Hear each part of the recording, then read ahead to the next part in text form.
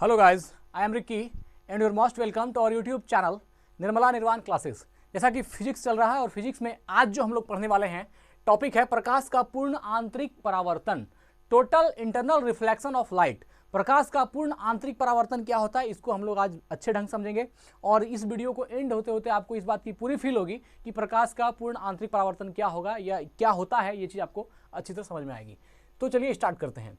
प्रकाश के पूर्ण आंतरिक परावर्तन का अर्थ होता है कि जब मान लीजिए कोई प्रकाश के पूर्ण परावर्तन की घटना हो या प्रकाश के पूर्ण आंतरिक परावर्तन की घटना हो अथवा क्रिटिकल एंगल की बात हो, दोनों ही कंडीशन में एक बात तो तय होता है कि दो अलग अलग मीडियम होना चाहिए। जब दो अलग अलग मीडियम होता है तभी ये दोनों घटना घटती है, चाहे क्रिटिकल के एंगल की बात हो या फिर प्रकाश के पूर्ण आंतरिक परावर्तन total internal reflection of light की बात हो।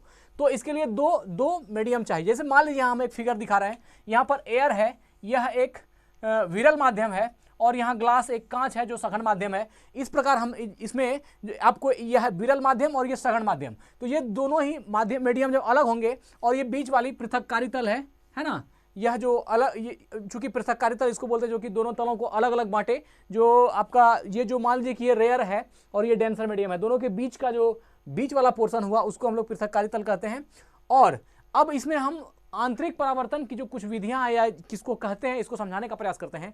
देखिए क्या है, आपतन कोण का मान क्रांतिक कोण से थोड़ा सा अधिक कर दें। देखिए अगर आपको प्रकाश का पूर्ण आंतरिक परावर्तन समझना है तो इसके पहले आपको क्रिटिकल एंगल को, क्रांतिक कोण को भी समझना होगा। इसके पहले वाली वीडियो में हमने क्रांतिक कोण को बहुत ही बेहतरीन ढंग से समझाया है और आप लोगों ने अगर जो हमारा रेगुलर देख रहे हैं उसको ये बात मालूम होगी, फिर भी चलिए देख लेते हैं। तो क्रांतिक कोण क्या होता है, वह आपतन कोण है ना जिसके लिए अपवर्तन कोण का मान कितना हो जाए, 90 डिग्री हो जाए। मतलब क्या, यह जो अभिलंब है, यह अभिलंब से लेकर के यहाँ तक का जो एंगल है इसको हम लोग आपतन कोण बोलते हैं और यह जो अभिलंब से लेकर के यहाँ तक का कोण है यह अपवर्तन कोण है। तो यह दोनों एंगल में वह आपतन कोण जिसके लिए अपवर्तन कोण का मान कितना हो जाए, 90 डिग्री हो जाए, उसको हम लोग क्रांतिक कोण कहते हैं। लेकिन हमने एक केस दिखाया था जो क्रांतिक कोण के बाद भी है, मतलब कि जब आपतन कोण का मान इतना हो जाए कि वो क्रांतिक कोण से ज्यादा हो जाए, अपवर्तन कोण का मान, मतलब यह एंगल आई है और यहां से जो लेकर के यहां तक का एंगल है, हम मान लीजिए इसको अल्फा बोल देते हैं, अल्फा नाम इसका हम दे देते हैं। तो ये जो अल्फा एंगल है इसकी वैल्यू, यह जो अल्फा है इसकी वैल्यू 90 से जब बड़ा हो जाए, है ना, अल्फा का मान 90 डिग्री से जब बड़ा हो जाए तब हम उसको प्रकाश का पूर्ण आंतरिक परावर्तन कहते हैं। मतलब कि यह जो आपतित किरण यहां से थी यह दूसरे मीडियम में नहीं गई, यह जो मिडिल वाला पृथक्कारी तल था इससे टकराई और पुनः इसी माध्यम में आ गई। आप गौर से देखिए यहाँ पर यह सघन माध्यम है, इसको हमने ग्लास कहा, तो इस लाइन के नीचे पूरा सघन माध्यम है, यह सघन माध्यम से गई और सघन माध्यम में ही वापस आ गई। मतलब कि यह विरल माध्यम में नहीं गई और यह जो सघन माध्यम से जाकर के सघन माध्यम में जिस मीडियम से जा रही थी उसी मीडियम में वापस आ गई। तो यह क्या कहलाएगा, प्रकाश का पूर्ण आंतरिक परावर्तन कहलाएगा। तो देखिए क्या है, आपतन कोण का मान क्रांतिक कोण से थोड़ा सा अधिक कर दें। देखिए क्रांतिक कोण तो यहां से ये जो आई वाला आया और ये 90 पर अगर चला गया ऐसे करके तो यह क्रांतिक कोण हो गया। ये हम रेड लाइन मार देते हैं, इस पर आपको समझने में आसानी होगी। ये जो लाइन खींचा हमने तो ये आपका हो गया कि यहां से गया और 90 पर चला गया, तो यह आपका क्या हो गया, क्रांतिक कोण हो गया। लेकिन जब ये और थोड़ा सा पार कर गया, मतलब क्रांतिक कोण से और बड़ा हो गया ये एंगल, और जैसे यहां से प्रकाश की किरण ये मान लीजिए थोड़ा सा और ऊपर कर देते हैं तो ये थोड़ा सा और डाउन हो जाएगा और यह इसके बाद क्या होगा, यह जिस माध्यम से गया उसी माध्यम में वापस आ जाएगी, यह दूसरे माध्यम में इन नहीं करेगी और इस घटना को प्रकाश का पूर्ण आंतरिक परावर्तन कहेंगे। तो क्या कहा कि आपतन कोण का मान क्रांतिक कोण से थोड़ा सा अधिक कर दें, है ना, आपतन कोण की जो वैल्यू है इसको क्रांतिक कोण से थोड़ा सा अधिक कर दें तो प्रकाश विरल माध्यम में बिल्कुल ही नहीं जाता है। अब देखिए बिल्कुल ही नहीं जाता है विरल माध्यम में, यह बात सत्य है कि नहीं, इसकी सत्यता की आप जांच यहां से कर सकते हैं। यह देखिए यहां से आई आपतन कोण, यहां से यह जो आपतित किरण गई और यह पुनः इसी मीडियम में वापस आ गई, है ना, ये इसको भूल जाइए, ये वाला को देखिए, यह पुनः इससे गई और पुनः इसी में आ गई। तो यह जो यहां से गई और फिर इसी माध्यम में आ गई, तो जिस माध्यम से गई थी अर्थात सघन माध्यम से गया था और सघन माध्यम में ही वापस आ गया, इसलिए यह क्या हो गया, प्रकाश का पूर्ण आंतरिक परावर्तन हो गया एक। और इस एंगल का मान 90 से बड़ा हो गया। देखिए 90 तो यहीं तक है, 90 जब तक रहेगा तब तक क्रिटिकल एंगल है और 90 से थोड़ा सा भी बढ़ गया, थोड़ा सा भी बढ़ने का मतलब है कि ये जो लाइन था इससे ये क्रॉस कर गया और यहाँ देखिए कितना बढ़ गया, थोड़ा सा भी अगर क्रांतिक कोण से थोड़ा सा ज़्यादा वैल्यू हो गई तो वह पुनः अपने माध्यम में ही वापस लौट जाएगी, जिस माध्यम से गई थी उसी माध्यम में वह अपवर्तित हो जाएगी। तो यह क्या कहलाएगा, प्रकाश का पूर्ण आंतरिक परावर्तन। तो क्या कहा, आपतन कोण का मान क्रांतिक कोण से थोड़ा सा अधिक कर दें तो प्रकाश विरल माध्यम में बिल्कुल ही नहीं जाता है। देखिए विरल माध्यम में गया, इस लाइन के ऊपर विरल माध्यम है, ये सभी विरल माध्यम है। ये जो यहाँ से आपतित किरण आई थी ये इस तरफ आई ही नहीं, ये डायरेक्ट इसी मीडियम में गई और इसी मीडियम में वापस आ गई। तो यह भी क्या है, आपका सघन माध्यम ही है। सघन माध्यम से गया, सघन माध्यम वापस आ गया, ठीक है। तो बिल्कुल ही नहीं जाता है, बल्कि संपूर्ण प्रकाश परावर्तित होकर सघन माध्यम में ही लौट आता है। यह सघन माध्यम से गया और सघन माध्यम में ही, यहां आप डेंसर मीडियम देख रहे हैं, ग्लास से है, सघन माध्यम से गई और सघन माध्यम में ही वापस आ गया। अब प्रश्न पूछा जाएगा सघन माध्यम से सघन माध्यम में ही क्यों वापस आ गया। तो इसके पीछे कारण यह है क्योंकि यहां पर जो है ये 90 डिग्री से एंगल बढ़ गया, अर्थात क्रांतिक कोण से जरा सा भी एंगल का मान अगर बढ़ेगा तो वो प्रकाश की पूर्ण आंतरिक परावर्तन की घटना हो जाएगी। 90 से थोड़ा सा भी बढ़ने के बाद क्या होगा, वह पुनः जाएगा और इसी मीडियम में आ जाएगा और ये प्रकाश की पूर्ण आंतरिक परावर्तन की घटना होगी। बल्कि संपूर्ण प्रकाश परावर्तित होकर सघन माध्यम में ही लौट आता है। इस घटना को प्रकाश का पूर्ण आंतरिक परावर्तन कहते हैं और इसी घटना को प्रकाश का पूर्ण आंतरिक परावर्तन कहते हैं। एक बार देख लीजिए, आपतन कोण का मान क्रांतिक कोण से थोड़ा सा अधिक कर दें तो प्रकाश विरल माध्यम में बिल्कुल ही नहीं जाता है। बोलिए इस जो सेंटेंस 1 नंबर जो लिखा गया है इसमें कहीं कोई ऐसा दिक्कत है जो आपको समझ में बात नहीं आती है? सब कुछ तो क्लियर है ना।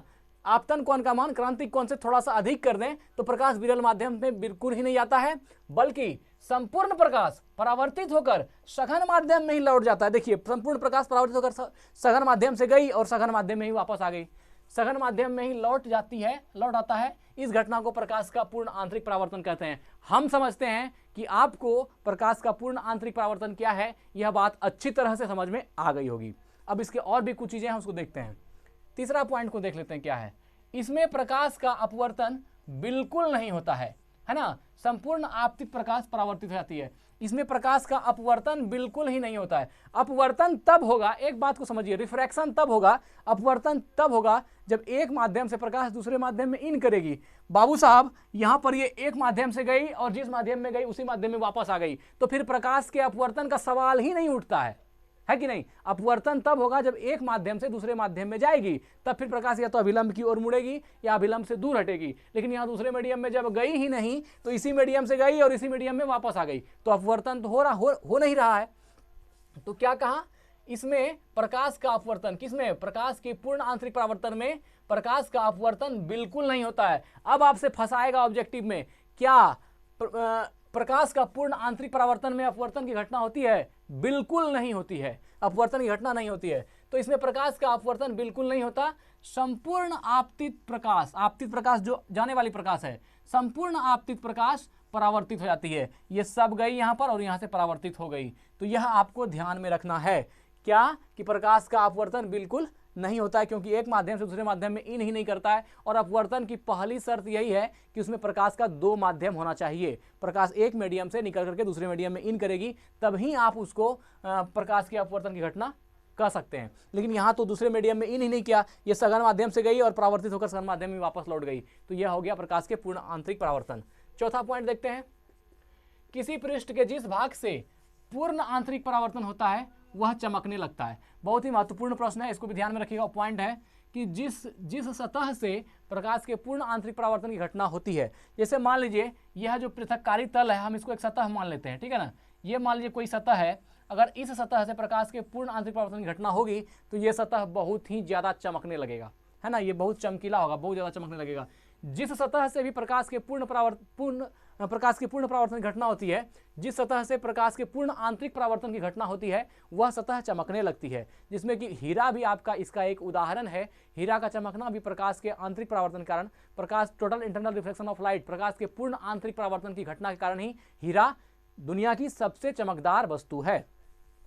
तो वही कहा गया, किसी पृष्ठ के जिस भाग से आंतरिक परावर्तन होता है वह चमकने लगता है। तो यहां तक हमने समझा प्रकाश के पूर्ण आंतरिक परावर्तन को। अब देखिए क्या समझते हैं, प्रकाश के पूर्ण आंतरिक परावर्तन के लिए 2 शर्तों का पूरा होना आवश्यक है। मोस्ट इंपॉर्टेंट प्रश्न है, प्रकाश के पूर्ण आंतरिक परावर्तन के लिए दो शर्त का होना अनिवार्य है। अगर यह दोनों ही कंडीशन होता है तब वह प्रकाश के पूर्ण परावर्तन की घटना होगी, प्रकाश के पूर्ण आंतरिक परावर्तन की घटना होगी। उसमें दो कंडीशन क्या क्या है? पहला है प्रकाश की किरण सघन माध्यम से विरल माध्यम में जा रही हो। अब देखिए, सघन माध्यम से विरल माध्यम में जा रही हो।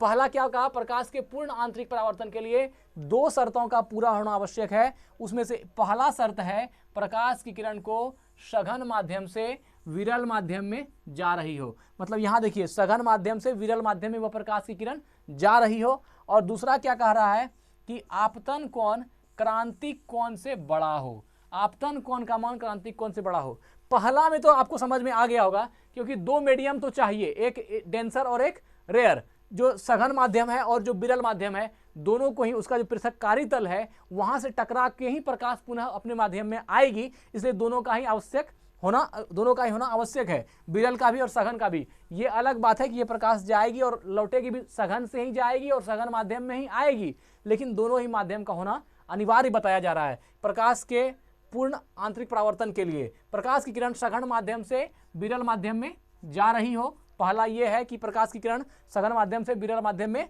जा रही हो। हम प्रकाश के पूर्ण आंतरिक परावर्तन के लिए दो शर्तों को देख रहे हैं। और दूसरा आवश्यक शर्त क्या है? आपतन कोण क्रांतिक कोण से बड़ा हो। आपतन कोण की जो वैल्यू होगी वो क्रांतिक कोण से बड़ा होगी। मित्र, अभी तक हम लोगों ने जो बात किया यही तो बात कर रहे हैं कि ये जो आपतन कोण है यह क्रांतिक कोण से बड़ा है। क्रांतिक कोण क्या है? वह आपतन कोण जिसके लिए अपवर्तन कोण का मान 90 डिग्री हो। तो यहाँ पर जो ये 90 तक है तो यह तो क्रिटिकल एंगल की बात हुई, लेकिन इस एंगल की जो बात करेंगे, यहाँ से जो यहाँ तक हो गया, यहाँ से लेकर के जो यहाँ तक हो गया, ये क्या हो गया? ये 90 से पार कर गया, 90 से बढ़ गया, 90 से थोड़ा भी बढ़ेगा तो कौन सी घटना हो जाएगी? प्रकाश के पूर्ण आंतरिक परावर्तन की घटना हो जाएगी। तो ये एंगल 90 से तो हमेशा बड़ा है। ये वाला एंगल जिस पे हम चला रहे हैं अपना मार्कर, इस एंगल की वैल्यू इस 90 से तो हरदम ज़्यादा है।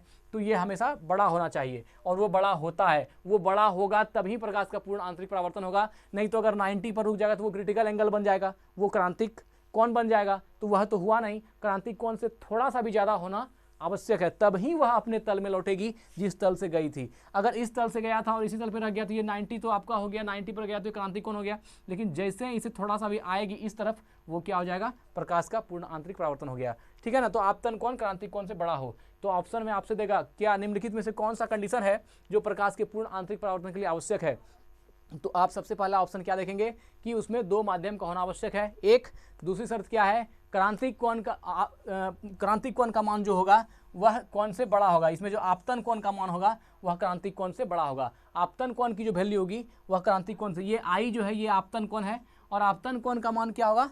क्रांतिक कोण से बड़ा होगा। तो आपतन कोण जब तक कि क्रांतिक कोण से बड़ा नहीं होगा तब तक आपका प्रकाश के पूर्ण आंतरिक परावर्तन की घटना नहीं होगी। तो यह चीज आपको ध्यान रखना है। आपतन कोण का मान क्रांतिक कोण से बड़ा होगा तब ही प्रकाश के पूर्ण आंतरिक परावर्तन की घटना होगी। ठीक है? इंसिडेंस एंगल जो है वो बड़ा होना चाहिए। तो मित्र, यहाँ पर हमने प्रकाश की किरण सघन माध्यम से विरल माध्यम में जा रही, ये दो कंडीशनों को, प्रकाश के पूर्ण आंतरिक परावर्तन के लिए दो शर्तों को भी देख लिया और प्रकाश का पूर्ण आंतरिक परावर्तन किसको कहते हैं इसको भी देख लिया। तो आज इस वीडियो को यहीं एंड करते हैं। और हाँ, जो भी मित्र हमारी वीडियो को देख रहे हैं, अगर अच्छा लगता है, आपको समझ में बातें आती है तो चैनल को जरूर सब्सक्राइब कीजिए। और हाँ, अगर कोई त्रुटि है तो कमेंट में जरूर बताइए। उसके माध्यम से आपके दिल की बात हमको समझ में आती है कि क्या आवश्यकता है आपको या किस चीज़ की जरूरत है।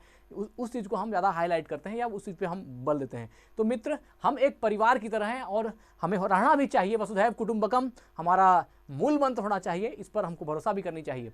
तो ये जब भी आपको कुछ ऐसा लगे ज़रूर कमेंट कीजिए, बताइए। और अगर चैनल को सब्सक्राइब नहीं किए हैं तो ज़रूर कर दीजिए। धन्यवाद। स्वस्थ रहें, अपना ख्याल रखें। जय हिंद।